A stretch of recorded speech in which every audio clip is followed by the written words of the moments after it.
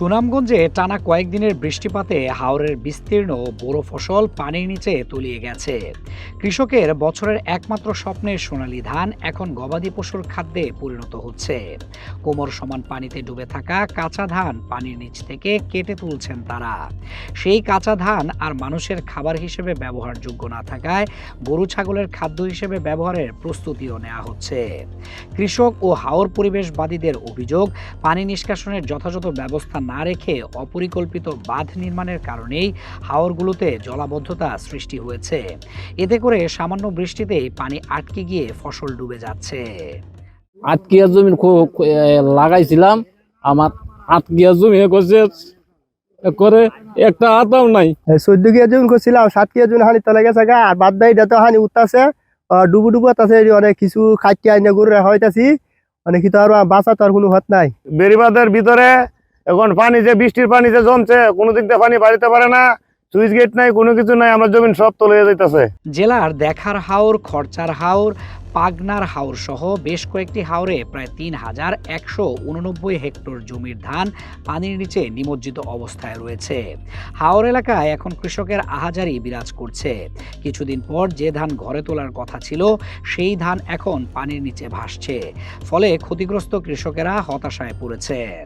এই ডুবরা পানি আমরা যে একটা সুয়েজ গেট দরকার, আমরা আসতে পারে নয়, এই সুয়েজ গেটটা দিলে আমরা খুব একটা সুবিধা হইব। এটা না দেওয়ার কারণে আমরা এই ডুবরা নিতে থাকা। শেলমারা হাওরের যে অবস্থা, বৃষ্টির পানিতে ধান চান সব তলিয়ে গেছে। আমরা একটা বান আছে আসানমারা, এখানে যদি একটা সুইচ গেট হইতো তাহলে আমরা কৃষকের জন্য অনেক ভালো হইতো। সরকার তো কোটি কোটি টাকা দিয়া বান্ধাইছে, বান্ধে বা পানি যাওয়ার কোনো ব্যবস্থা নাই। এই পানি ডুবরা পানি যাওয়ার কোনো ব্যবস্থা নাই। ও 3টে পাইপ আছে, এই পাইপে দিয়ে গিয়া 14 বছর যদি পানি যায়, একদান পানি কমে না, আলি বাড়তে আছে। কয়েকটি হাওরে জলাবদ্ধতা নিরসনে কৃষকরা নিজ উদ্যোগে সেলো মেশিন বসিয়ে পানি কমানোর চেষ্টা করছেন। কৃষি বিভাগের তথ্য মতে চলতি মৌসুমে জেলায় 2,23,511 হেক্টর জমিতে বোরো আবাদ হয়েছে। এর মধ্যে 3,189 হেক্টর জমির ধান জলাবদ্ধতায় ক্ষতিগ্রস্ত হয়েছে। সুনামগঞ্জ জেলায় এবছর 2,23,511 হেক্টর জমিতে আমাদের বোরো ধান আবাদ হয়েছে।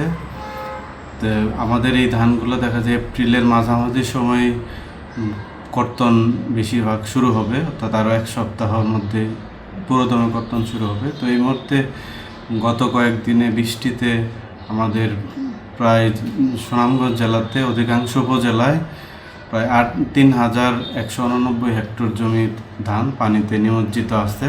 পানি উন্নয়ন বোর্ডের নির্বাহী প্রকৌশলী জানান, জলাবদ্ধতা নিরসনে বাঁধে পাইপ বসিয়ে পানি নিষ্কাশনের উদ্যোগ নেওয়া হয়েছে। রেগুলেটরের যে কানেক্টিং খালগুলো যদি অ্যাক্টিভ করা যায়, তাহলে হয়তো এই জলাবদ্ধতা নিরসন করা সম্ভব হবে।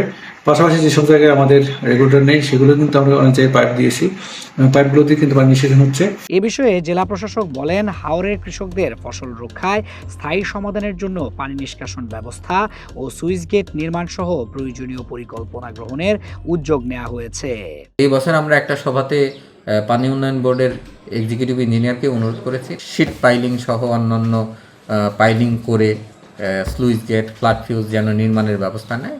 এই কথাগুলা, এই দাবিগুলো আমরা ওনাদেরকে জানিয়েছি। ওনারা আশ্বস্ত করেছেন যে আগামী বছর তারা মানে এই বাজেটে কি পরিমাণ টাকা লাগবে সেটা যেন ওনারা পূর্বে জানিয়ে দিবেন। এদিকে স্থানীয় সংসদ সদস্য কামরুজ্জামান কামরুল হাওরগুলো পরিদর্শন করে কৃষকদের পাশে থাকার আশ্বাস দেন।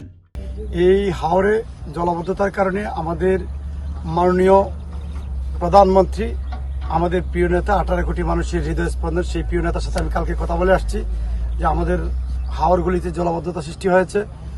তো আমাদের নেতা বলেছেন আমাদের কৃষকদের পাশে আমরা আসার জন্য, আমাদের নেতৃবৃন্দকে নির্দেশনা দিয়েছেন প্রত্যেকটা নেতৃবৃন্দ যেন কৃষকের পাশে থেকে এই হাওরের এই দুর্যোগে কাজ করে, এবং আমরা আমাদের সাধ্য অনুযায়ী চেষ্টা করছি, প্রত্যেকটা হাওরে যাওয়ার চেষ্টা করছি, যে হাওরগুলিতে বিভিন্ন পাম্পের মাধ্যমে, মেশিনের মাধ্যমে আমরা পানি শেষ করছি।